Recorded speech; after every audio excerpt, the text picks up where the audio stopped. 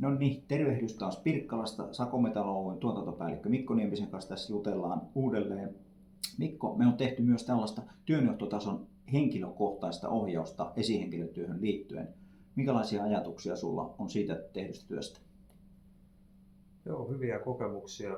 Ollaan tosiaan työntekijöistä koulutettu 2 henkilöä työnjohtajiksi ja sitten tällaista henkilökohtaista ohjausta teetetty Heikin kanssa. Ja Heikki on onnistunut työssään hyvin ja on saatu selvennettyä niitä työnjohtajan aika moninaisiakin rooleja.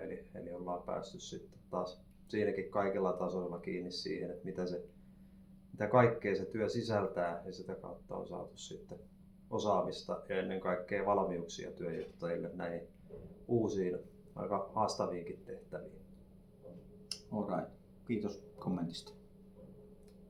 Kiitoksia.